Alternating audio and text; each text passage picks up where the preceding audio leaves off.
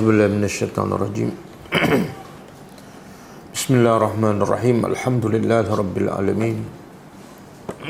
Nahmaduhu wa nasta'inu wa nastaghfiruh.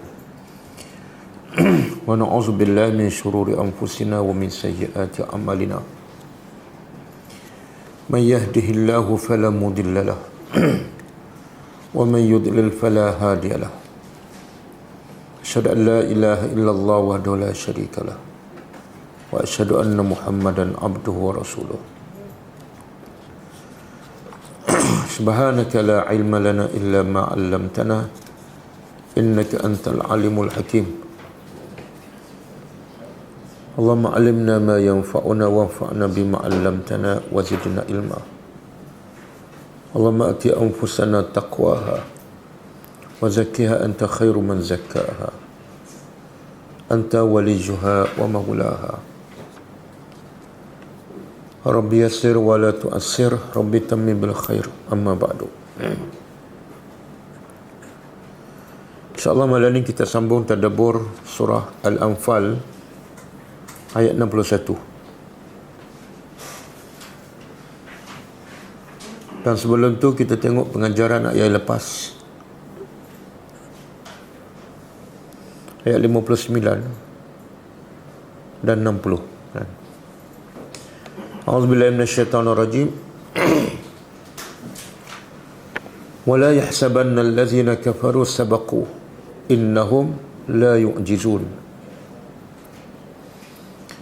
Maksudnya, dan janganlah orang-orang kafir yang terlepas menyangka bahawa mereka selamat, kerana sesungguhnya mereka tidak boleh mengalahkan ataupun melemahkan Allah. Pengajarannya pertama, sesiapa yang kufur dan engkar kepada Allah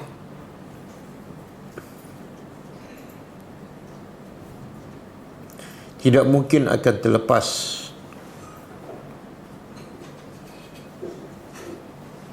daripada balasan Allah,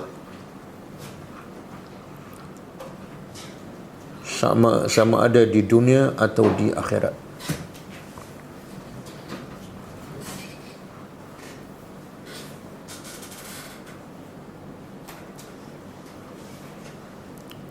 Yang kedua,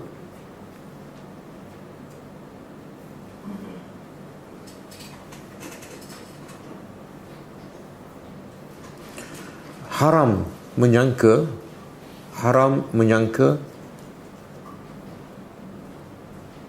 bahawa Allah tidak berkuasa untuk membinasakan musuhnya pada bila-bila masa dan di mana-mana sahaja.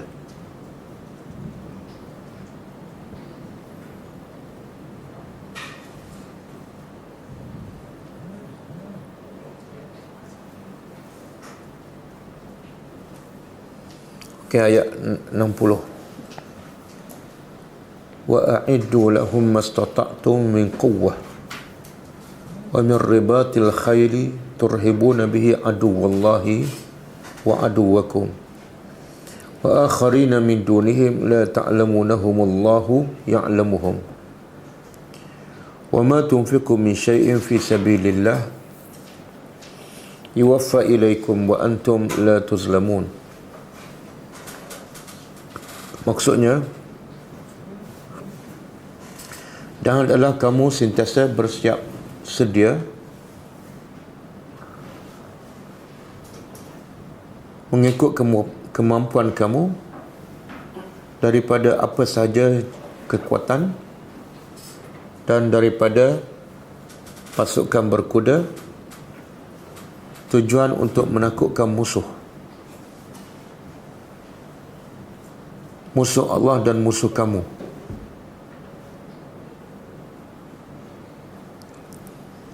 Dan musuh-musuh yang lain selain daripada itu yang kamu tidak mengetahuinya, akan tetapi Allah mengetahui mereka. Dan tidak ada, dan apa saja yang kamu infakkan daripada sesuatu pada jalan Allah akan disempurnakan balasannya kepada kamu, dan kamu tidak akan dizalimi. Pengajarannya, pertama,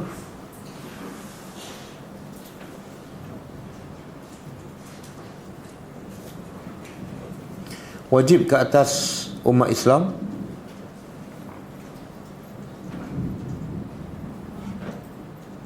membuat persiapan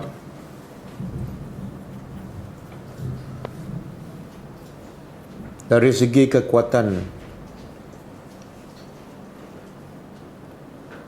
iman,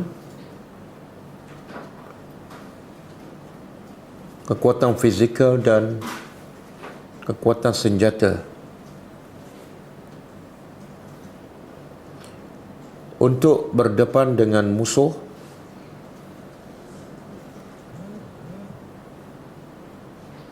yang sentiasa ada bila-bila masa dan di mana sahaja.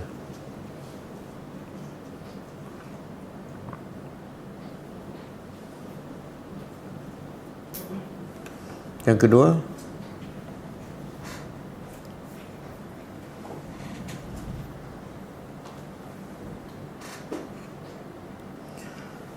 persiapan dari segi kelengkapan tentera adalah mengikut kesesuaian tempat dan masa.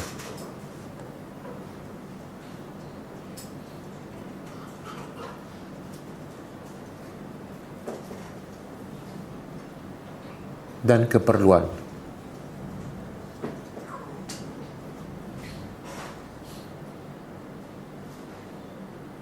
Yang ketiga, semua persiapan ini adalah bertujuan untuk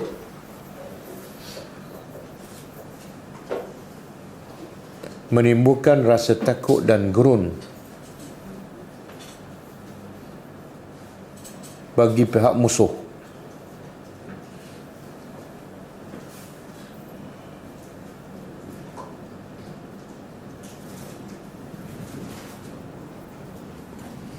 Agar mereka tidak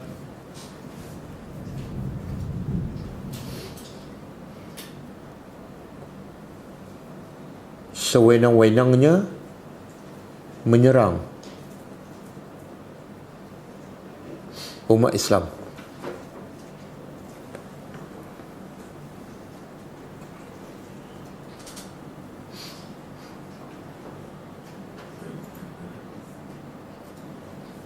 Yang keempat,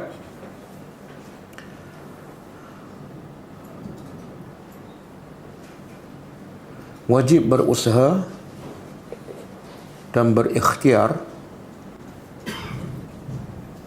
mengikut kemampuan dalam semua urusan kehidupan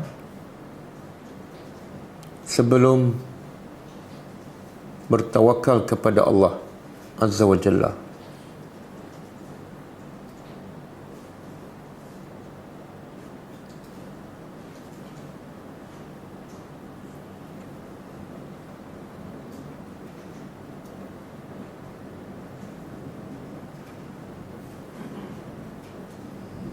Yang keempat, yang kelima,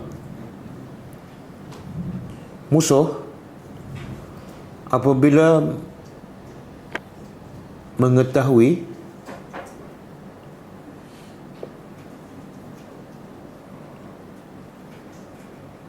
umat Islam sentiasa bersedia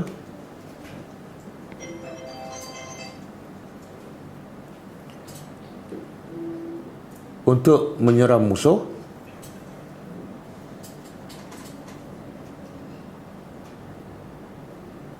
akan mengurangkan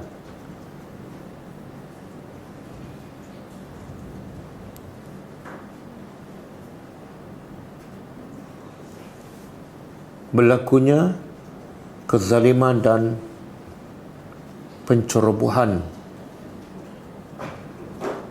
terhadap Islam dan umatnya.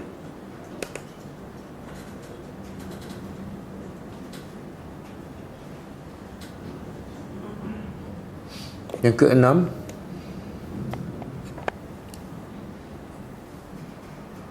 musuh terbagi kepada dua.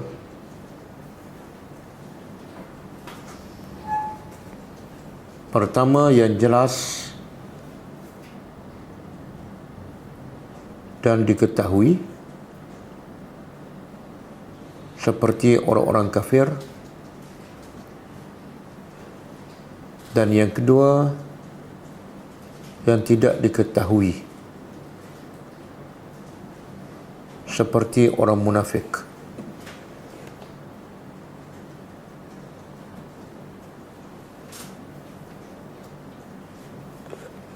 Yang keenam, yang ketujuh, untuk menyediakan kelengkapan dan persiapan ketenteraan memerlukan pengorbanan dari segi harta dan jiwa.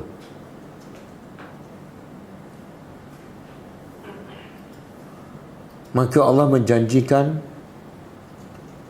ganjaran yang berlipat kali ganda atas setiap yang diinfakkan pada jalan Allah.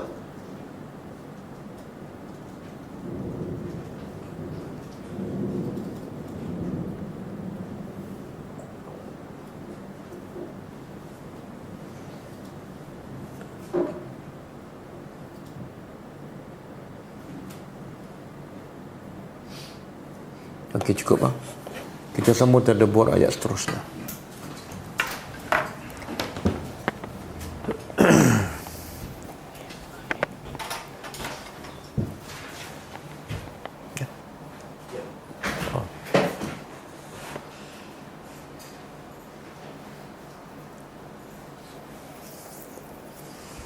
Okey.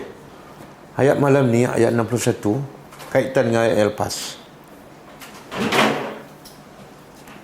Kalau sebelum ayat yang lepas, Allah beritahu musuh ni ada beberapa jenis. Antaranya musuh yang terikat dengan perjanjian. Dan yang terikat dengan perjanjian ada dua keadaan. Pertama, sama ada mereka yang suka membatalkan perjanjian, maka kewajipan bagi pihak Islam ialah menyerang mereka habis-habisan. Dan yang keadaan yang kedua, mereka tidak membatalkan perjanjian tetapi ada tanda-tanda mereka akan khianat. Maka kewajipan bagi pihak Islam ialah membatalkan perjanjian tersebut.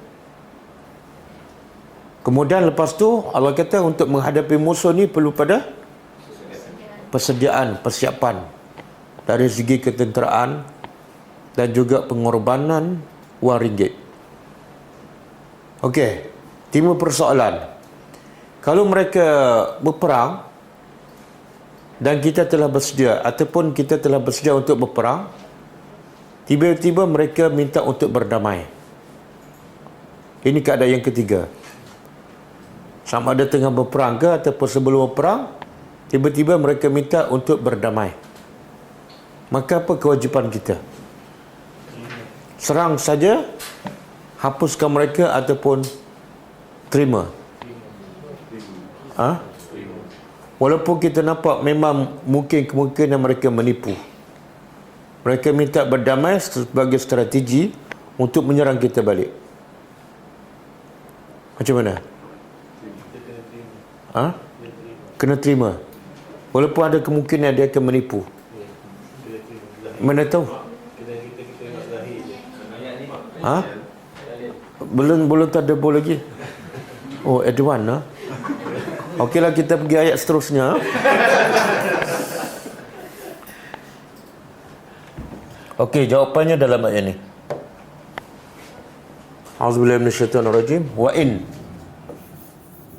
dan sekiranya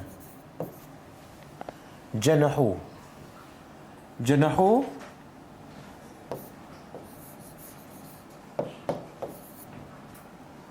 al-janah makna dia al-mailu. Al-mailu makna condong, cenderung. Dan sekiranya mereka ni musuh cenderung lisalmi, untuk berdamai.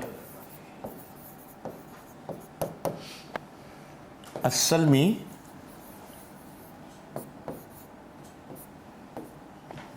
lawan dia al-harbu.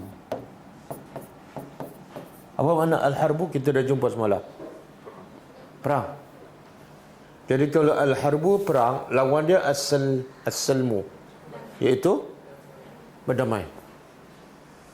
Dan dia boleh bacaan dua, as-salmu ataupun as-silmu. Sin sama ada berbaris atas ataupun berbaris bawah. Dua-dua bacaan betul. Makna dia ialah berdamai ataupun kedamaian. Ada dalam Al-Quran, bacaannya adalah as-silmu. Cuba buka surah Al-Baqarah 208. Ya, semalam lah.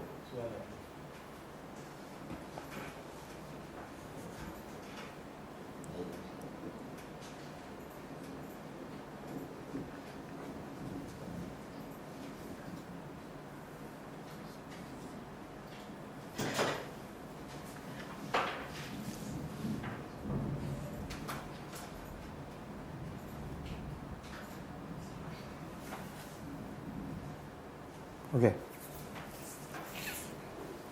A'udzubillahi minasyaitonirrajim. Ya ayyuhallazina amanu, wahai orang-orang yang beriman, udkhulu, masuklah oleh kamu fis silmi. Sin bari bawah kan? Perkataan yang sama dan makna yang sama. Wahai orang beriman, masuklah oleh kamu ke dalam apa makna silmi? Tapi sebenarnya itu makna Islam. Masuklah kamu ke dalam Islam kafah, keseluruhannya. Kenapa dia tak tulis udkhulu fil Islam? Kan senang je. Kenapa Allah tak guna Islam tapi guna fil silmi? Itu tadabbur. Bila terjemah Islam. Kan? Terjemah Islam kan? Tapi bila dari segi perkataan Allah tak guna Islam, Allah guna as-silmi. Apa tadi makna silmi? Makna Allah nak bagi apa? Masuklah oleh kamu ke dalam Islam, yang bila kamu masuk sepenuhnya kamu akan tenang, kamu akan dapat kedamaian. Maknanya kalau kamu masuk Islam tapi tak tenang, apa maksud tu? Kamu masuk separuh-separuh. Kalau masuk sepenuhnya, pasti berdamai, mesti tenang. Semua masalah berpunca daripada apa? Sama ada bukan Islam ataupun masuk Islam separuh-separuh.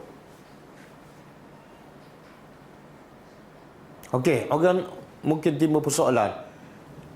Islam agama berdamai, tapi kenapa daripada awal surah Anfal cerita pasal perang ke cerita pasal perdamaian? Pula. Kenapa? Macam mana nak jawab? Dan sepanjang Nabi di Madinah, banyak berperang ke banyak berdamai? Macam mana pula? Apa dia? Mereka yang menyerang Islam dan kita yang Tapi berperang lah, bukan berdamai kan. Cakap tak serupa bikin. Macam mana nak jawab? Berperang untuk berdamai. Maknanya kalau selagi tak berperang tak akan berdamai. Macam tu. Dia berperang tu bila? Dia pilihan yang terakhir kan. Mula-mula Islam tawarkan supaya orang kafir masuk Islam. Itu step pertama. Step kedua, bila mereka tak nak masuk Islam, bayar jizyah dan mereka akan hidup dengan aman. Islam akan jaga keamanan mereka, harta mereka, keluarga mereka dan sebagainya. Tapi kalau itu pun mereka tak nak, masuk Islam pun nak, bayar cukai pun tak nak, maka berlaku huru hara tak kalau kita biarkan? Sebab dia akan menentang. Dia akan menentang Islam, akan menyekat penyebaran Islam. Tak akan tenang, melainkan dengan cara yang ketiga. Jadi yang ketiga tu step yang terakhir untuk mewujudkan kedamaian. Kalau mereka step pertama mereka dah terima, tak ada masalah. Ataupun step kedua, bayar cukai, berdamai. Tapi bila dua-dua tertolak, mana mereka pilih untuk berperang. Dan tak akan wujud kedamaian sehingga mereka ini dihapuskan. Boleh? Okey. Dan masuk Islam kafah semua sekali. Dan inilah rahsia kekuatan Islam, rahsia kekuatan Nabi dan para sahabat, iaitu bila mereka masuk Islam semua sekali. Dan rahsia kelemahan umat Islam sekarang ialah mereka masuk Islam separuh-separuh.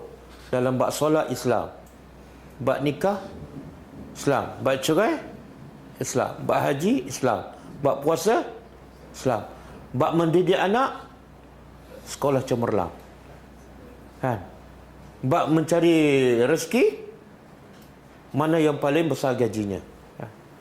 Jadi kebanyakan kehidupan mereka, kalau bab dunia mereka tolak Islam ke tepi. Okey. Jadi Allah kata jangan ikut khutuwati syaitan. Yang tadi perintah masuk Islam keseluruhan. Sekarang perintah juga tapi dalam bentuk larangan. Jangan ikut langkah-langkah syaitan. Apa kaitan langkah syaitan dengan masuk Islam secara keseluruhan? Apa kaitannya? Suruh masuk Islam secara keseluruhan, tiba-tiba keluar syaitan. Faham soalan? Jawab.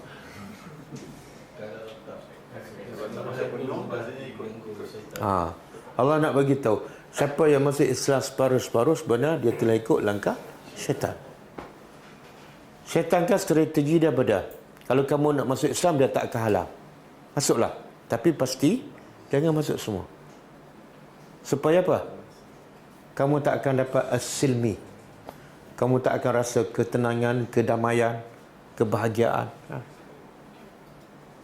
Kemudian innahu, kenapa tak boleh ikut langkah syaitan? Sesungguhnya bagi kamu adalah syaitan itu adalah aduwwun, musuh yang nyata.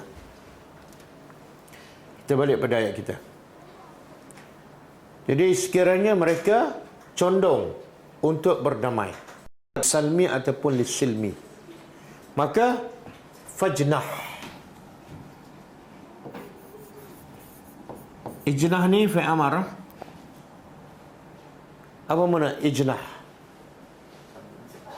Sama lah. Kalau mereka condong untuk berdamai, maka wajib kamu condong juga. Dia fi'il amar menunjukkan apa?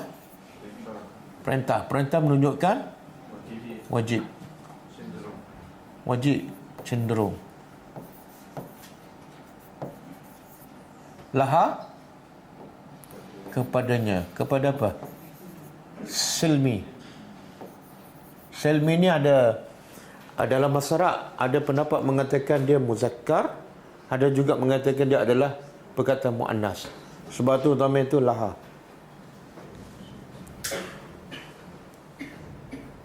Okey, boleh kan? Ini bukti apa ni? Musuh ni ada kemungkinan tak dia menipu. Dia minta berdamai, tapi sebenarnya dia menipu kan. Dia nak susun strategi untuk serang balik. Ada kemungkinan kan. Bahkan musuh ni tak boleh kita nak percaya sangat. Tapi walaupun begitu, kenapa Allah kata terima je, berdamai je? Kenapa? Apa dia? Satu, akhlak orang Islam. Akhlak orang Islam, bila orang nak benda baik, hukum kita tengok pada zahir saja. Jangan duk, ni betul ke? Nanti saya soal istikharah dulu. Islam mengajar kita supaya hukum berdasarkan zahir. Walaupun kafir, walaupun tengah-tengah berperang ni, walaupun tentera Islam mungkin dah ramai mati, tapi bila dia minta berdamai secara zahir, wajib. Faham? Satu, sebab akhlak. Yang kedua, depan ada lagi ni. Boleh yang tu ada surat 1-0 ke depan.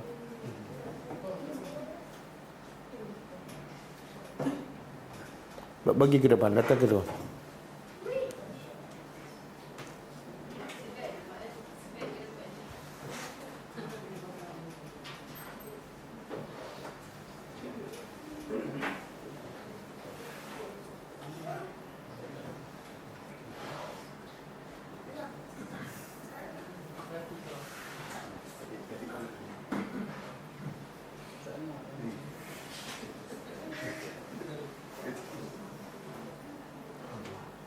Okey.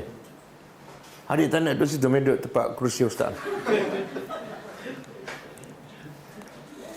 Okey. Faedah kedua, kenapa kena berdamai? Sebab Islam adalah agama perdamaian, bukan agama untuk berperang.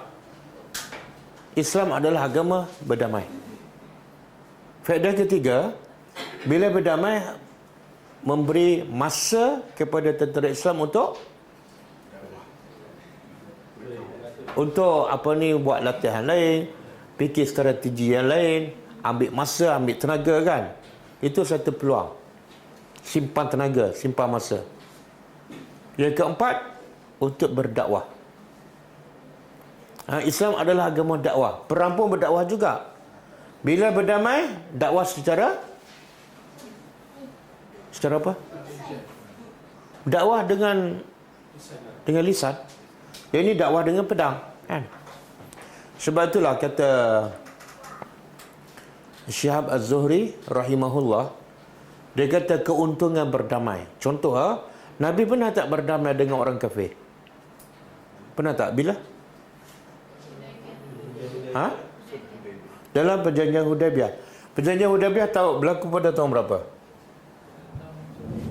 6 Hijrah. Perjanjian Hudaibiyah kan?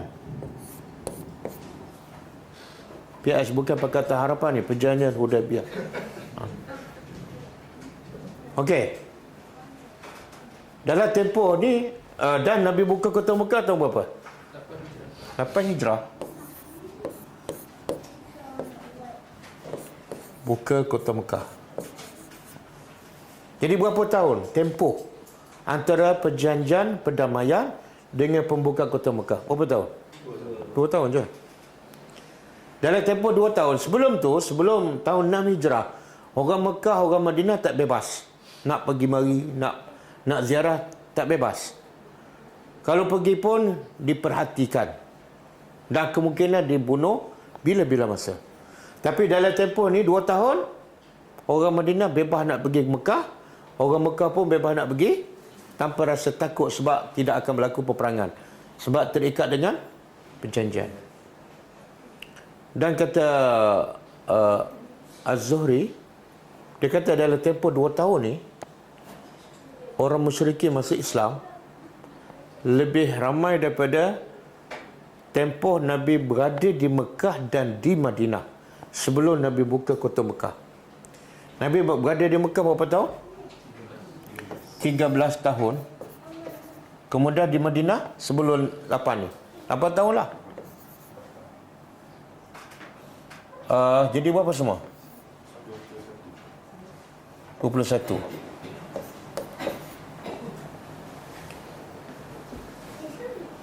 Katalah sebelum ni lah, sebelum 6. Kalau 6 apa?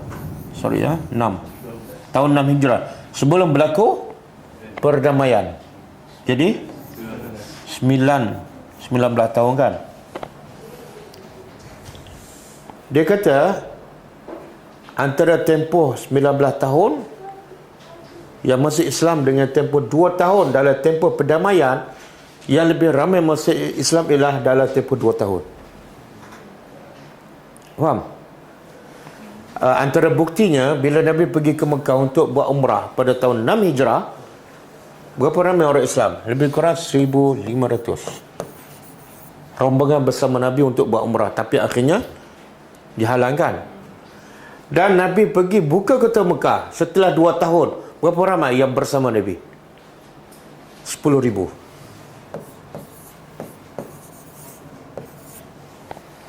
Dalam tempoh 2 tahun. Dari mana ni ramai ni? Hasil daripada perdamaian. Bahkan antara orang musyrikin yang hebat yang masuk Islam dalam tempoh 2 tahun ni, Khalid ibn Walid, Amr bin As. Faham? Sebab tu Allah kata bila mereka minta berdamai, terima terus. Peluang untuk apa? Kamu berdakwah dengan selamat. Okey, itu strategi tu. Sebab tu walau ada sahabat pertikaian tak perjanjian Hudaibiyah ni? Ada tak sahabat yang pertikaian? Pertikaian kan sebab apa? Kenapa tak puas hati? Macam berat sebelah kan? Antaranya orang Mekah bila pergi ke Madinah, dia boleh balik semula ke Mekah. Tapi orang Madinah kalau pergi ke Mekah, dia tak boleh balik semula ke Madinah. Dia kena tahan oleh orang musyrikin di Mekah. Kan? Ada ke tak? Tapi ada kebaikan tak? Apa kebaikannya? Orang Madinah yang pergi Mekah, yang tak boleh balik Madinah, dia akan berada di Mekah, dia buat apa? Bebas berdakwah 2 tahun. Sebelum berlaku perjanjian, mereka tak bebas nak pergi Mekah, nak berdakwah jauh sekali. Nampak tak? Itu strategi dakwah. Okey? Tapi orang yang bukan jiwa pendakwah, dia tak fikir lah, perang je, bunuh-bunuh terus dah, mati je. Strategi dakwah tak ada. Okey, bila mereka condonglah kepada perdamaian. Dan mungkin ada tak rasa kebimbangan kepada sahabat Nabi? Mereka ni berdamai tapi sebenarnya mereka nak serang balik. Ada tak? Maka Allah tenangkan Nabi dan para sahabat. Allah kata apa? Wa tawakkal. Dan berserahlah kepada Allah. Kenapa kena serah pada Allah?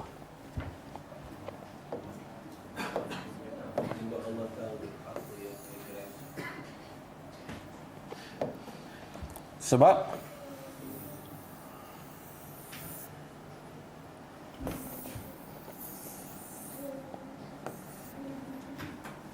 sebabnya innahu, sesungguhnya dia, kalau kita belajar bahasa Arab, hu ni dia dah. Sesungguhnya iaitu Allah lah. Kemudian huwa, dia juga, Allah juga. Jadi berapa kali dia? 2. Kalau tak ada huwa dalam bahasa Arab, katalah huwa ni tak ada kan? Ayat dah lengkap. Innahu as-sami'ul alim. Ayat lengkap. Tapi bila tambah huwa, ada makna yang berbeza. Apa dia? Siapa ingat? Taukid satu. Yang kedua, al-qasru. Makna Allah nak beritahu, sesungguhnya hanya dia saja yang maha mendengar apa saja yang dicakap oleh orang kafir, dan hanya dia sahaja yang mengetahui apa dalam hati orang kafir. Bukankah ayat ini as-sami'ul alim, jaminan kepada orang beriman? Kamu bertenanglah. Mereka jahat macam mana, mereka nak tipu macam mana pun, semua Allah tahu dan Allah dengar. Kan? Jadi Allah nak beritahu, huwa ni hanya dia saja. Nabi tahu tak apa perancangan orang kafir ni? Tak tahu. Kalau orang kafir nak khianat pun Nabi tak tahu. Walaupun Nabi, tapi Allah tahu. Boleh? Okey, di sini juga ada satu kaedah. Allah kata, bila mereka nak berdamai, berdamailah. Lepas tu Allah suruh serah pada Allah. Ada satu kaedah yang kita boleh ambil daripada ayat ni. Apa kaedah itu?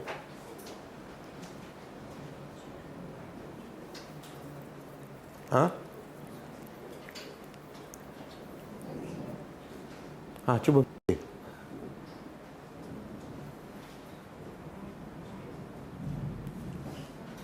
Mula-mula Allah kata apa? Sekiranya mereka nak berdamai, terimalah, berdamailah. Lepas tu Allah kata apa? Tawakal pada Allah. Ada satu kaedah penting.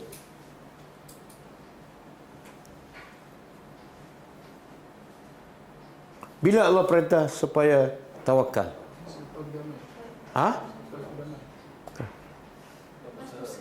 Sebab usaha. Tawakal bila? Dah ada usaha. Kan? Dah ada usaha, baru tawakal. Satu. Yang kedua, kamu tawakal setelah kamu laksanakan perintah Allah. Ramai tak serah pada Allah, tapi tak buat apa perintah Allah. Saya dah cari kerja. Dah. Lepas tu macam mana? Saya serah pada Allah. Dah salat ke belum? Belum lagi. Itu tawakal yang salah. Jadi tawakal ni yang paling utama, berusaha melaksanakan perintah Allah. Tengok. Laksanakan perintah Allah, barulah tawakal. Dan dia usaha, tapi apa yang dia nak buatlah, yang Allah suruh, dia tak buat. Okey. Sebab tu Allah jamin apa dia? Kamu akan dapat jalan keluar daripada segala masalah, dan kamu akan dapat rezeki yang tak disangka. Bila tu? Bila kamu tawakal pada Allah. Bukan, bila kamu bertakwa pada Allah. Bila kamu buat yang Allah suruh, tinggal yang Allah, tawakal lah. Okey, kemudian dia maha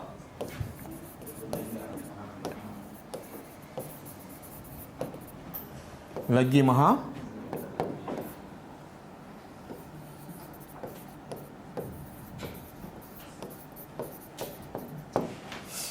bolehkah kita antara sifat Allah As-Sami'ul Alim dengan CCTV, yang mana kita lebih yakin?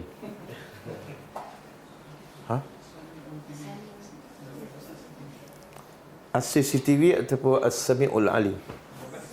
Realiti kehidupan umat Islam, yang mana mereka lebih yakin? CCTV. Betul kan?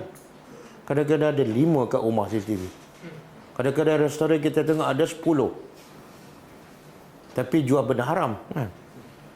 Sebab apa? Sebab akidah dia lebih takut kepada manusia daripada takut kepada Allah. Sebab itulah di zaman Rasulullah, ramai tak orang sahabat-sahabat yang kaya. Bahkan mereka kaya tu kadang-kadang jauh lebih kaya daripada orang sekarang. Abu Bakar, Osman kan. Tapi ada tak rumah Osman ke rumah Abu Bakar satu je CCTV? Ada? Ustaz, mana ada zaman tu? Katalah kalau ada CCTV masa tu, agak-agak Abu Bakar pasang tak CCTV rumah dia? Tak. Kenapa? Yang dia takut apa dia? Bukan harta ni curi. Tapi yang dia takut ialah dia tak guna harta dia untuk agama Allah. Itu yang dia takut.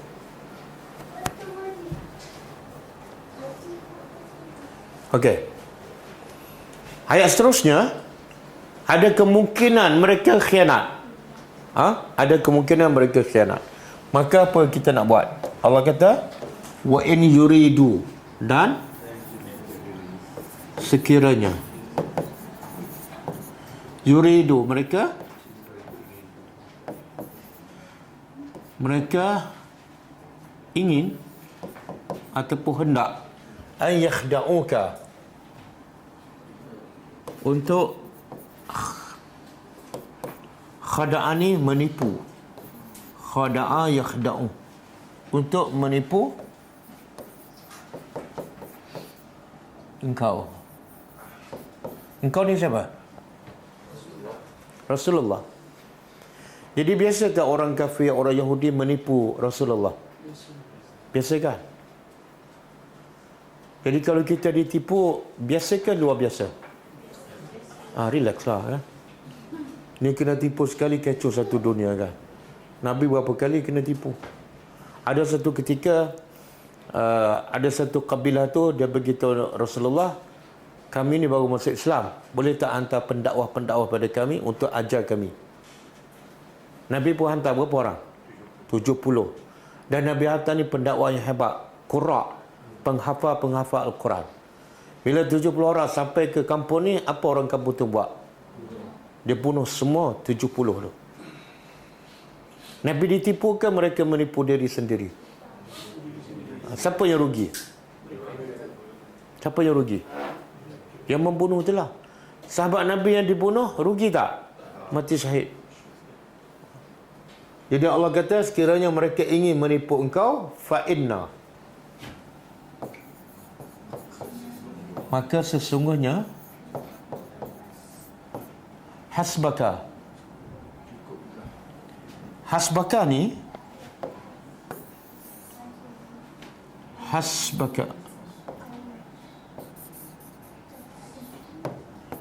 hasbun makna dia kafi, ataupun asal daripada perkataan kifayah. Kafi tak pernah dengar kan? Kifayah pernah dengar? Apa makna kifayah? Yang biasa dengar apa dia? Fardu kifayah. Apa makna fardu kifayah? Mana contoh solat jenazah kan? Kalau ada sekumpulan dah buat, yang lain cukup, tak payah buat dan tak berdosa pun. Jadi kifayah ni ataupun kafi mana? Cukup. Sekiranya mereka ingin menipu engkau, maka kamu tak payah buat apa-apa. Sebab hasbaka, cukup. Cukup bagi engkau Allah. Boleh?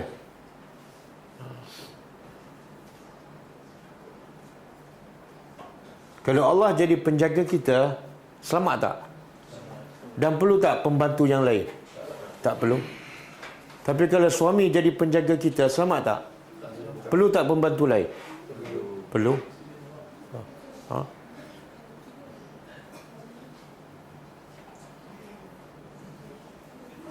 Ada Allah kata apa? Fahasbuhu jahannam. Fahasbuhu jahannam. Siapa ingat ayat apa ni? Surah apa, ayat apa? Saya akan tanya yang biasa kita baca lah. Yang jarang baca saya takkan tanya. Biasa baca tak ayat ni? Fahasbuhu jahannam.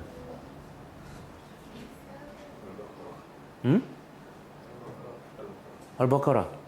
Cuba baca ayat.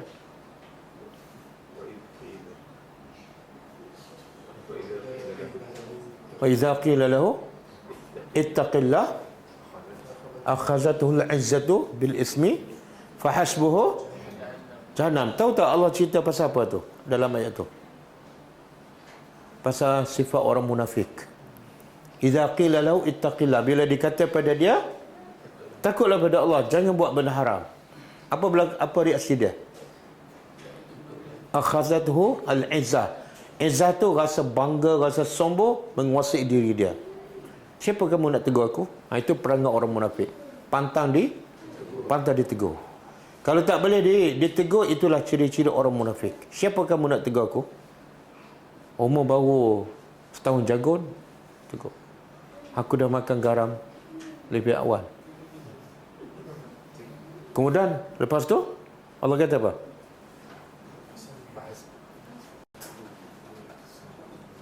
Akhazatul izzatu bil ismi, maka hasbu jahannam. Apa makna? Cukuplah bagi dia neraka jahannam. Apa makna cukup baginya neraka jahannam? Dia tak perlu benda lain. Cukup neraka sudah untuk menghancurkan hidupnya, cukup. Boleh? Siapa ni? Ini untuk orang yang solat tapi munafik. Untuk orang yang beramal solat tapi munafik. Apa ciri-ciri dia? Tak boleh ditegur. Ada tak pada diri kita kan? Kadang-kadang tama-tama kalau orang yang tegur tu orang bawah pada kita, orang baru belajar kan?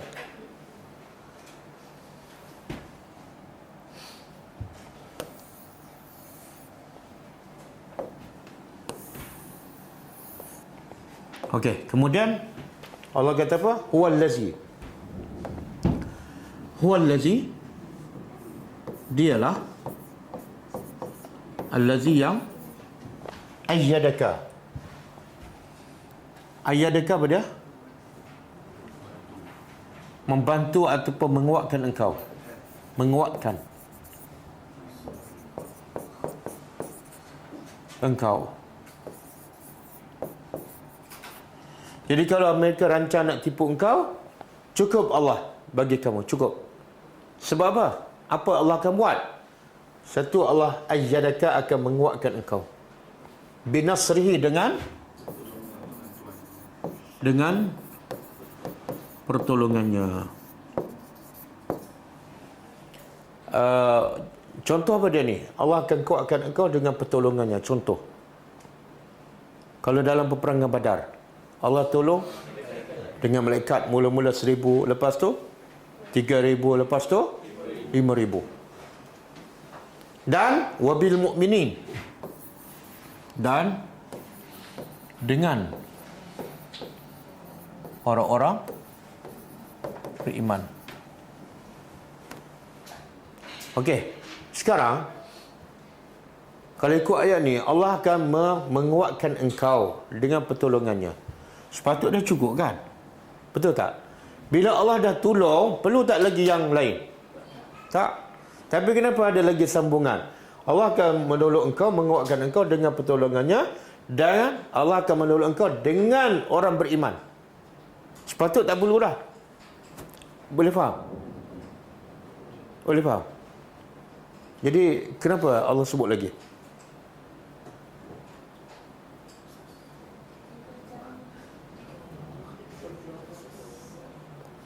Sebab pertolongan Allah ada dua bentuk. Pertama, Allah tolong secara direct, tanpa ada wasitah, tanpa ada perantaraan. Yang kedua, Allah tolong juga tapi melalui perantaraan. Boleh? Macam Allah bagi manna dan salwa kepada Bani Israel kan? Ada perantaraan tak? Tak ada? Terus turun daripada langit. Tapi kalau Allah bagi buah-buahan pada kita, wasitah tak? Ada perantaraan. Kena tunggu musim dulu. Okey, jadi mukmin ini siapa sebenarnya? Allah tolong engkau, Allah kuatkan engkau dengan pertolongannya, dan Allah tolong engkau juga melalui orang-orang beriman. Siapa orang beriman ni? Apa dia? Okey, pendapat pertama, orang Ansar. Kan? Orang Ansar. Kan Nabi dihalau daripada Mekah, terpaksa tinggal semua kan? Dah tak ada kekuatan. Masa siapa yang betul-betul membantu Nabi dan para sahabat? Bagi tempat tinggal, bagi rumah. Orang Ansar. Dan pendapat kedua, orang Ansar dan Muhajirin. Orang Ansar dan Muhajirin. Cuba bayangkan kalau Nabi seorang-seorang berdakwah, boleh tak sampai tahap ni? Tak boleh. Jadi dengan para sahabat tu adalah sebagai bantuan Allah secara langsung kepada Nabi Muhammad sallallahu alaihi wasallam. Okey.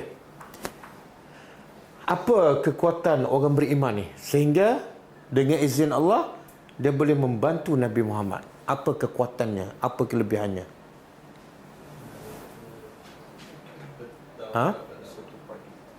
Jawapannya ayat seterusnya. Yang ni tak boleh jawab. Ini kekuatan orang beriman yang membantu kemenangan Islam. Okey. Wa'allafa, dan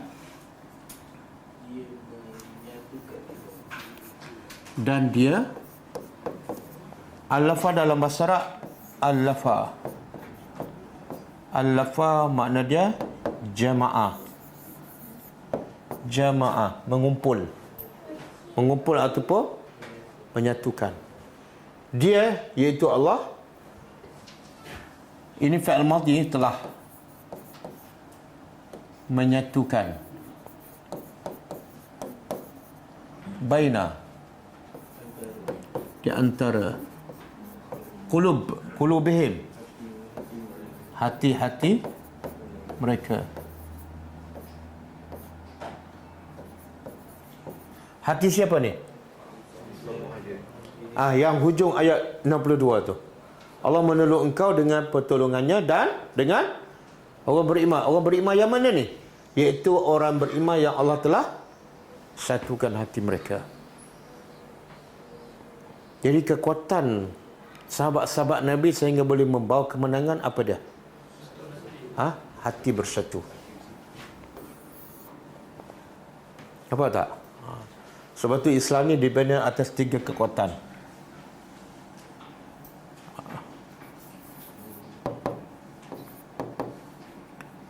Kuwatul Islam. Pertama, kekuatan akidah. Kemudian kedua, kekuatan ukhuwah.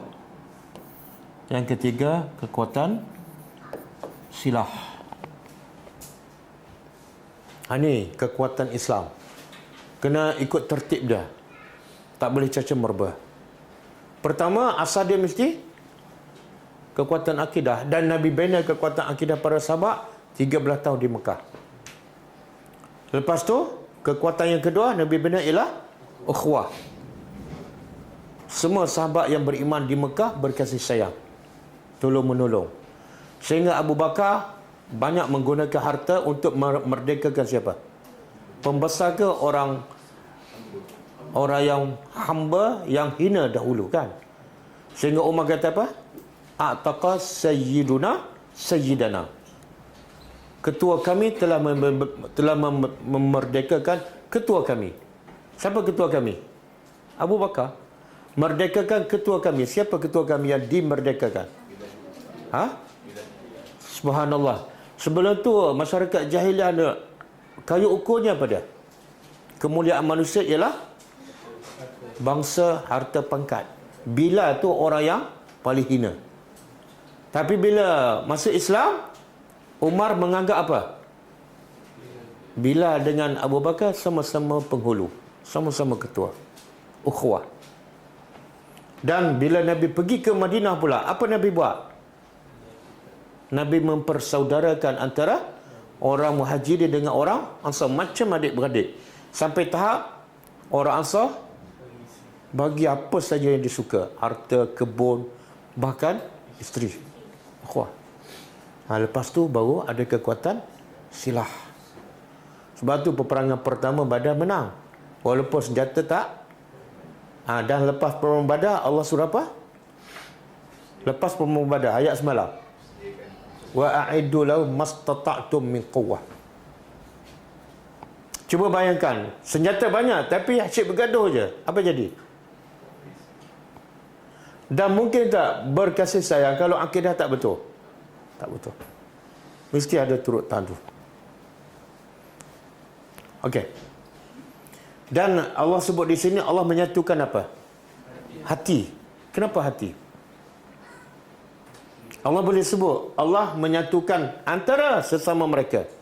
Wa allafa baina al-mu'minin. Boleh kan? Tapi Allah sebut hati mereka. Tadabburnya apa? Tadabburnya apa?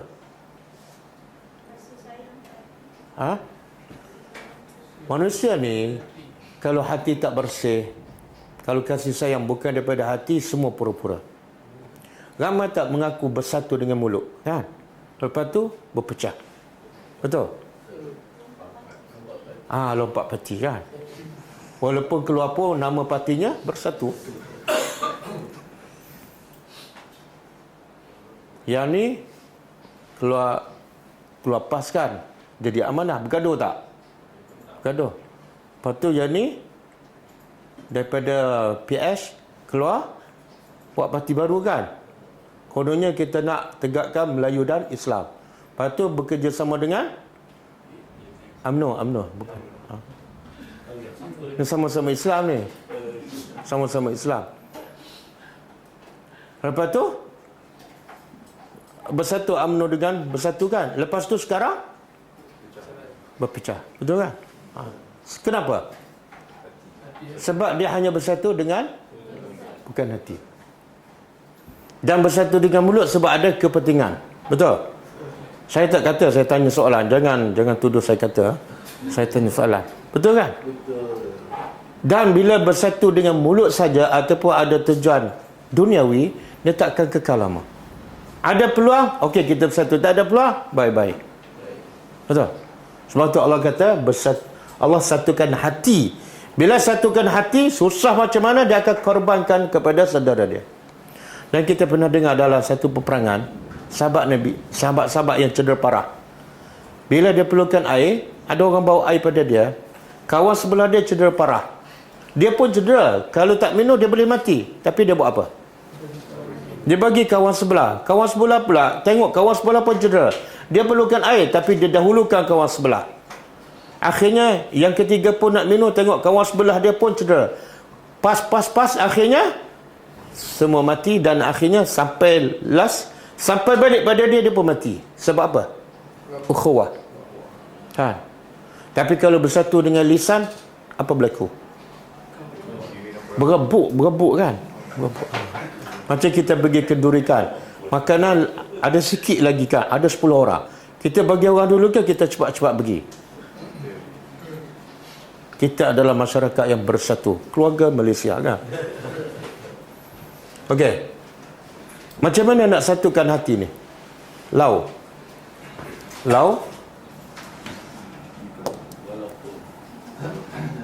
Jikalau anfaqta, engkau infakkan, membelanjakan, ma fil ardi, apa dalam apa di bumi, apa di bumi.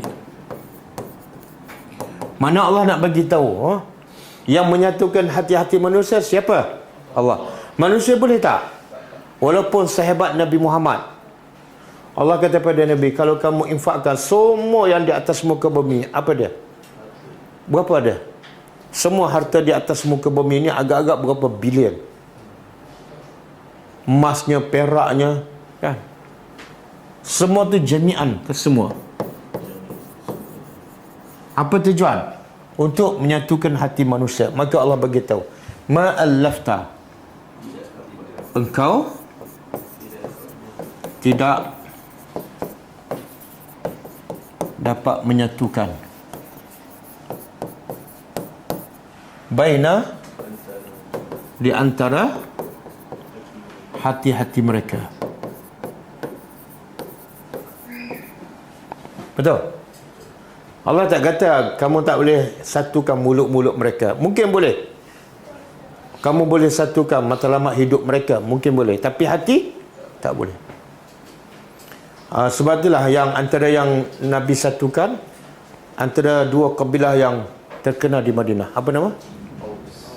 Aus dan Khazraj. Mereka bergaduh ni berapa hari? Aus dan Khazraj. Beratus tahun. Kalau seorang kena tampar, kalau orang Aus tampar orang Khazraj, apa dia buat? Dia pancung terus. Balas dendam. Itulah kehidupan mereka, sentiasa berlaku peperangan. Berapa ramai pemimpin pembesar Aus dan Khazraj mati dalam peperangan. Bergaduh je, tak pernah berdamai. Tapi akhirnya bila Nabi datang ke Mekah, Nabi bawa Quran, Allah menyatukan hati mereka. Boleh? Jadi pengajaran apa dia? Pengajaran untuk kita. Jangan buang masa, jangan buang duit untuk satukan hati manusia. Hanya perlu semua pergi kelas tadabbur Al-Quran. Betul tak? Sekarang yang ikut kelas tadabbur bersatu tak? Dan kalau tak bersatu, Quran tak masuk tu. Sebab Allah kata Allah menyatukan. Allah menyatukan mana? Melalui apa dah? Al-Quran. Okey. Walakin, akan tetapi,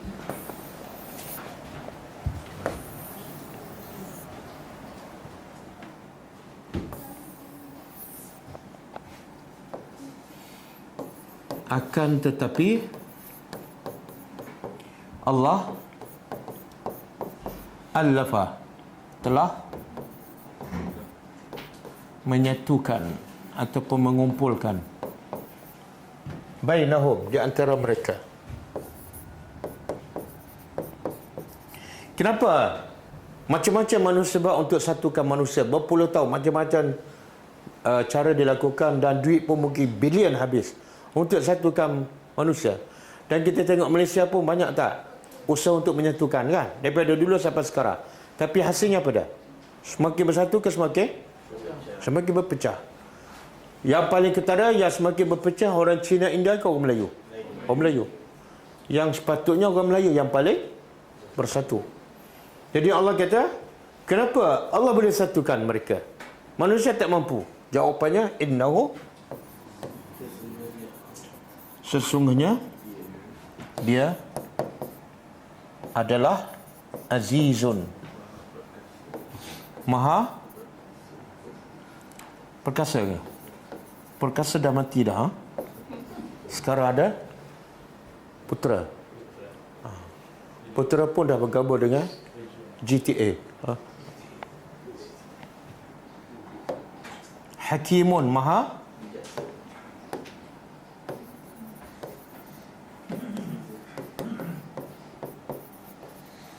apa maksud ni? Azizun makna Allah boleh buat apa saja yang dia nak bila-bila masa tanpa dihalang oleh sesiapa. Allah nak satukan hati manusia tanpa apa-apa masa pun, tanpa apa-apa bantuan pun boleh je, sebab Allah Azizun. Dan kenapa selepas Azizun dia sebut Hakimun? Nak membezakan. Hakimun ni makna Allah bukan setakat hebat ada kuasa, tapi semua yang Allah buat berdasarkan hikmah. Berbeza dengan manusia.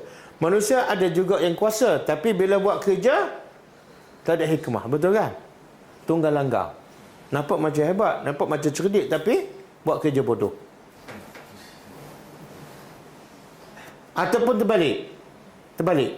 Manusia bijak tapi tak ada kuasa pula. Yang bijak pula tak ada kuasa. Yang ada kuasa pula tak bijak ataupun bodoh lah. Sebab tu huru-hara kan. Sebab tidak ada dua sifat ni. Tapi Allah Azizun Hakimun. Aman. Okey. Boleh ya? Jadi sekarang wajib tak kita satukan hati-hati kita semua? Wajib. Tapi caranya apa? Quran. Okey, cuba buka hadis. Ini kaedah-kaedah untuk kita satukan hati. Kalau boleh semua. Kita buat satu-satu pun tak apa.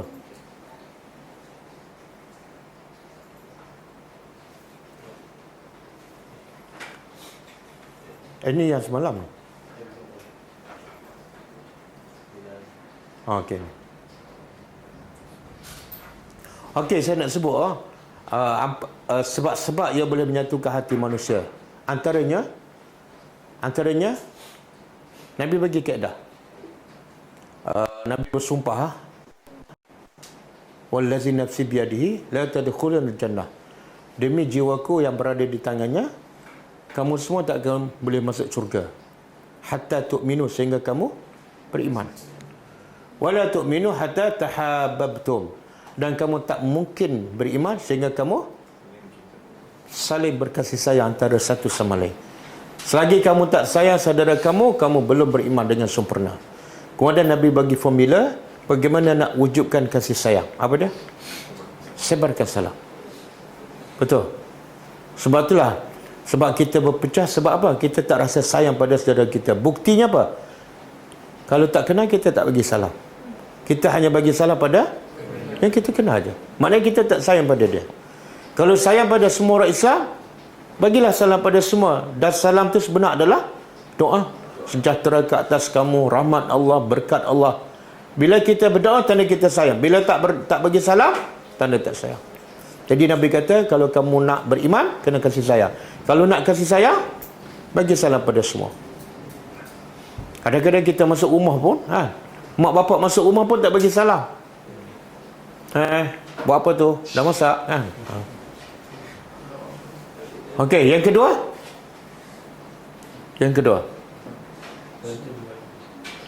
Jabat tangan. Musafahah. Sunnah Nabi. Ini pun sunnah yang banyak diabaikan. Nabi kata tidak ada dua orang yang berjabat tangan melainkan gugur semua dosanya sehingga dia lepas tangan. Salam. Tapi salah lelaki dengan lelaki lah, perempuan dengan ini dengan lelaki dia tak salah, dengan perempuan salah lama pula. Itu bukan kasih sayang, itu tertipu. Bersalam. Bila jumpa bersalam. Beza tak kita bagi salam saja dengan lepas salam kita berjabat tangan lagi? Beza tak? Rasa dalam hati itu beza. Yang ketiga, senyum. Tak perlukan kos. Senyum. Nabi kata apa? La tahqiranna minal ma'rufi syai'an. Jangan kamu pandang remeh pada perkara kebaikan. Jangan pandang remeh walaupun dapat kecil. Dan Nabi bagi contoh, walau antalqa akhaka biwajhin talik. Walaupun kamu jumpa saudara engkau dengan muka yang senyum, jangan pandang remeh, senyum. Dalam hadis lain Nabi kata, tabassumuka fi wajhi akhika sedekah. Senyum kamu pada saudara kamu sedekah, dapat pahala. Kenapa kedekut? Betul tak? Betul kan? Betul. Kita sangat susah nak senyum. Pertama-tama ketika penat kan. Cuma semua orang akan senyum bila? Masa nak makan tu kan. Okey, yang keempat. Ziarah saudara kita. Ziarah saudara kita, khususnya orang miskin. Ini saya nak baca hadis ni. Okey. Jadi kita malam ni kita baca hadis kat sini je. Yang kat buku kita tangguh. Hadis yang kita akan baca ni berkaitan dengan tajuk ayat yang kita tadabbur. Anas radhiyallahu anhu qala, daripada Anas telah berkata, qala Abu Bakar, telah berkata Abu Bakar li Umar, kepada Umar radhiyallahu anhuma, ba'da wafati Rasulillah, setelah wafat Rasulullah. Intaliq. Siapa yang cakap ni? Abu Bakar kata pada Umar, intaliq, jom. Intaliq bina, jom kita ila Ummi Aiman. Pergi ziarah Ummi Aiman radhiyallahu anha. Nazuruha, kita ziarah dia. Kenapa? Kenapa Abu Bakar dengan Umar nak ziarah Ummu Aiman? Sebab kama kana Rasulullah SAW yazuruha. Sebab Nabi masa hidup selalu ziarah Ummu Aiman. Subhanallah. Seorang Rasulullah, pemimpin ketua negara, pergi ziarah seorang wanita yang berumur. Jadi Abu Bakar dan Umar nak ikut sunnah Nabi. Ziarah siapa ni? Orang yang biasa Nabi ziarah. Okey. Falamma intahaya ilaiha. Maka tatkala kedua-dua Abu Bakar dan Umar sampai ke rumah Ummu Aiman, bakat. Apa makna bakat? Ummu Aiman menangis. Faqala, lalu Umar dan Abu Bakar bertanya kepada Ummu Aiman, ma yubkiki, apa sebab kamu menangis ni? Ama ta'lamina, kata Abu Bakar dan Umar lagi, kamu tak tahu ke anna ma indallah, apa yang di sisi Allah khairun, lebih baik bagi Rasulullah SAW. Apa maksud dia? Bila Nabi wafat, maknanya apa tu? Nabi akan dapat apa? Yang di sisi, bukankah yang di sisi Allah lebih baik untuk Rasulullah? Kenapa kamu menangis? Dia dapat yang terbaik. Faham? Okey, dengar jawapan Ummu Aiman.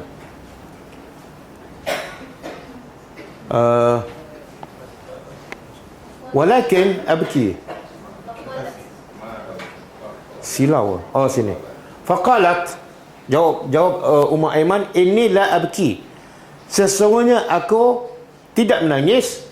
Inni la a'lamu anna, aku tidak menangis bukan sebab aku tak tahu yang di sisi Allah lebih baik kepada Rasulullah, bukan sebab tu, bukan.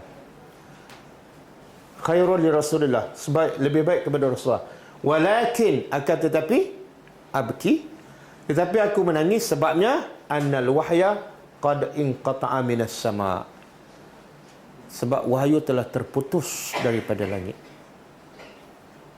Tengok sahabat tu, dia rindu pada apa? Wahyu. Kenapa sahabat sangat rindu pada wahyu? Ha? Apa dia? Yelah, kenapa datang daripada Allah dia rindu? Ha? Hebat, nikmat tak? Bila buat salah, terus Allah tegur. Bila ada soalan, terus Allah turun wahyu. Rasa macam sentiasa disantuni oleh Allah. Tiba-tiba Nabi wafat, makna apa? Wahyu dah tak ada dah. Sedih. Subhanallah. Kita wahyu memang tak ada. Lepas tu berapa ramai pula yang tak baca Quran ataupun baca tak faham tapi tak menangis pun. Betul tak? Sangat berbeza sahabat dengan kita. Kemudian bila Ummu Aiman menangis sebab wahyu terputus, apa berlaku pada Abu Bakar dan Umar pula? Fahayyajatuhuma 'alal buka. Maka tangisan Ummu Aiman, hayajat ni apa? Menjadikan Abu Bakar dan Umar untuk menangis juga. Faja'ala menjadikan keduanya yabkiyani. Kedua-dua menangis bersama Ummu Aiman. Rawahu Muslim. Hadis setakat ni. Ha. Kenapa Abu Bakar dan Umar menangis juga? Ha? Dia baru sedar. Hebat sahabat. Sangat-sangat rindu nak dengar teguran daripada Allah. Ha. Nak dengar peringatan daripada Allah. Itulah hati yang sentiasa hidup. Satu pengajaran dia. Yang kedua, pengajaran kedua apa dah? Tajuk kita, ziarah dah. Ziarah orang-orang yang beriman. Apatah lagi kalau asnaf, kalau orang tua kan, ziarahlah. Apatah lagi yang Nabi dah pernah buat. Yang ketiga, bila kita ziarah orang beriman, kita akan dapat apa? Dapat apa? Ha? Kita biasa kalau pergi ziarah, mana-manalah Johor dapat apa? Durian kan? Tapi Abu Bakar ni dapat apa ni? Bila ziarah, apa yang Nabi ziarah? Dapat apa? Tazkirah, peringatan. Abu Bakar pun tak perasan. Betul lah. Ha, peringatan itu tazkirah. Jadi tazkirah yang paling berkesan, bila kita ziarah apa dah? Cakap ayat Quran. Okey. Hadis yang kedua. An Abi Hurairah radhiyallahu anhu, anin Nabi SAW, anna rajulan. Hadis ni biasa kita baca ni. Anna rajulan, sesungguhnya seorang lelaki ziarah akhan, saudara baginya, fi qaryatin ukhra, di kampung yang lain. Fa arsadallah, maka Allah menghantar ala madrajatihi, iaitu di jalan, tengah jalan lelaki ni berjalan, Allah menghantar malak, satu malaikat. Falamma ata alaihi, maka tatkala malaikat datang pada lelaki ni, malaikat bertanya, aina turid? Terjemah sikit, aina turid? What are you going? Oh, bahasa Melayu tak tahu, bahasa Inggeris tahu. Dan aina ni bahasa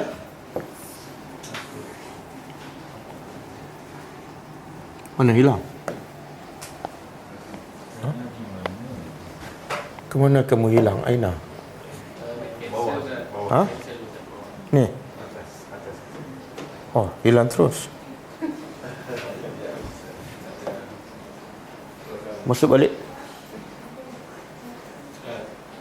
Okey. Tak ada apa? Ada tu, ada kecil bawah. Mana? Ini atas bangkang. Tidak. Ya ni. Atas. Ni. Oh. Okey, aina dalam masyarakat. Apa mana? Di mana?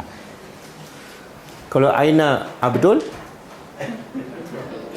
Di mana? Bukan. Ini bahasa Arab ni. Aina Abdul. Di mana? Abdul. Abdul tu nama abang saya, nama dia Abdul. Ini tak ada kaitan dengan penyanyi. Oh, tahu Aina Abdul lah? Okey. Aina turid? Mereka ni tanya lelaki tu, kamu nak ke mana? Qal, dia menjawab, uridu, aku nak akhan, ziarah akhan, saudaraku, fi hadil qaryah, di kampung ini, di negeri ini. Qal, mereka bertanya lagi, halaka alaihi, adakah bagi engkau ke atas orang yang kamu nak ziarah min ni'matin, ada nikmat yang kamu nak dapatkan? Mana adakah kamu ziarah ni sebab nak sesuatu, nak pinjam duit ke, ada hajat ke kan? Qal, la, tak ada. Ghaira, melainkan aku datang ziarah sebab ahbabtuhu fillah, sebab aku cinta padanya kerana Allah, itu je. Tak ada langsung tujuan duniawi. Tengok pergi ziarah saudara kerana Allah. Maka qal, mereka mengatakan, fa inni, sesungguhnya aku adalah utusan Allah, Rasulullah, ilaika, kepada engkau, dan Allah suruh aku bagi tahu engkau apa dia? Bi anna Allah, sesungguhnya Allah qad ahabbaka, Allah telah mencintai engkau sebagaimana engkau mencintai lelaki itu. Hebat tak apa yang dia dapat? Perlukan kos tak nak dapat cinta Allah? Tak perlu. Dan dia tak sebut pun lelaki yang pergi ziarah bawa bantuan, tak kan? Durian ni sunnah Rasulullah yang sangat besar faedahnya, tapi sekarang macam dilupakan, betul kan? Kita akan ada 1000 alasan untuk ziarah saudara kita. Abu Bakar ketika itu jadi khalifah, ada masa nak ziarah wanita yang tua. Kita khalifah bukan, anak khalifah bukan, ketua kampung bukan, anak ketua kampung bukan, tapi tak ada masa nak ziarah. Okey, ada satu lagi hadis.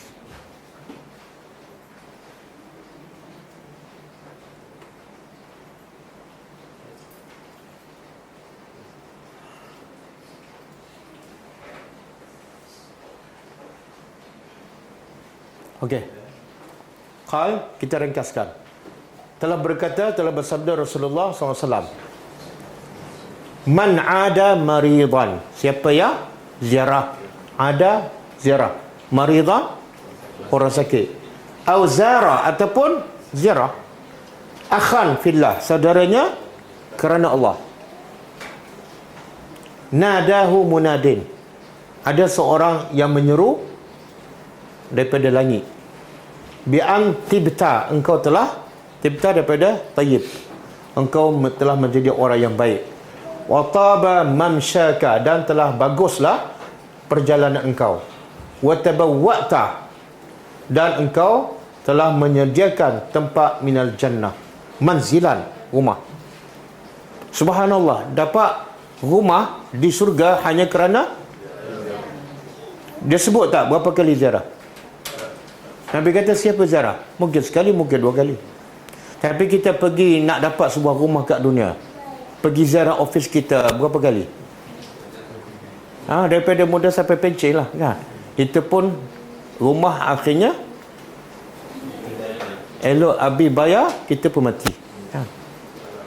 Jadi kalau nak rumah yang kekal abadi, salah satunya ambillah hujung minggu ke sekali sebulan, pergilah ziarah. Dan okey, cuba angkat sikit. Qala Nabi SAW, man ahabba, siapa yang cinta apa sahaja kerana Allah, makna yang dia cinta ialah yang Allah cinta, wa abghada, dan dia marah pun kerana Allah, bukan kerana nafsu. Kenapa marah ni? Sebab Allah marah. Sebab Allah tak suka, aku pun tak suka. Wa a'ta, dan dia memberi kerana Allah, bukan kerana nafsu. Bukan sebab ada tujuan tertentu. Wa mana'a lillah, dan dia tak bagi pun kerana Allah tak bagi. Semua dia buat kerana Allah. Faqad istakmala al-iman, maka imannya telah sempurna. Inilah iman yang sempurna, iaitu suka kerana Allah, benci kerana Allah, memberi kerana Allah, semua sekali lah, bercakap kerana Allah, diam pun kerana Allah, makan pun kerana Allah, semuanya dilakukan kerana Allah, maka imannya telah sempurna. Ada satu lagi doa. Ini tak pun kemudian. Ada? Oh, tak ada, anak saya tak bagi. Okey, Nabi kata, Nabi ajar kita satu doa supaya kita hidup berkasih sayang. Allahumma inni as'aluka fi'lal khairat. Ya Allah, aku mohon pada engkau supaya aku sentiasa fi'la al-khairat, melakukan kebaikan je. Wa tarka al-munkarat, dan aku mohon pada engkau supaya sentiasa meninggal benda-benda mungkar. Dan yang ketiga, wa hubbal masakin. Aku mohon kepada engkau supaya aku ni cinta pada orang miskin.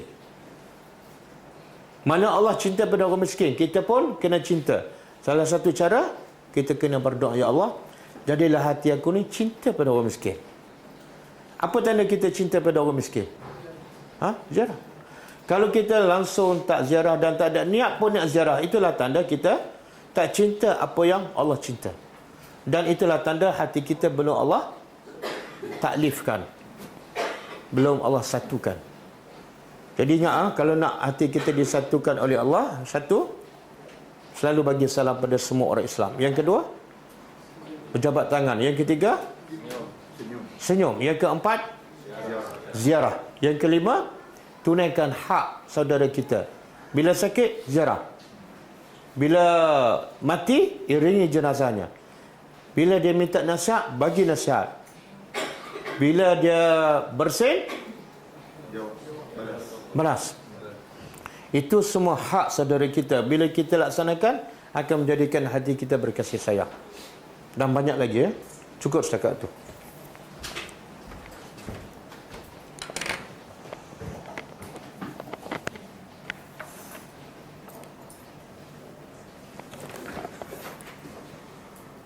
Okey, saya nak umumkan sekali lagi. InsyaAllah besok kita akan ke Sabah. Jadi kepada pelajar tadabbur yang ada di sekitar KK, boleh datang berjumpa kami, berbincang, bersembang di KK pada malam besok pukul 8.30. Kemudian hari Ahad malam di Sandakan. Mana-mana pelajar yang ada di Sandakan dan sekitarnya boleh datang jumpa kami di Sandakan pada hari Ahad malam, insya-Allah. Okey, cukup kan? Kita jumpa lagi pada pagi besok, pukul 10 pagi, insya-Allah. Okey, kita tutup dengan membaca tasbih kafarah. Subhanakallahumma wa bihamdika, asyhadu an la ilaha illa anta, astaghfiruka wa atubu ilaik. Assalamualaikum warahmatullahi wabarakatuh. كتاب الله ترق جنانه وتنى العظيم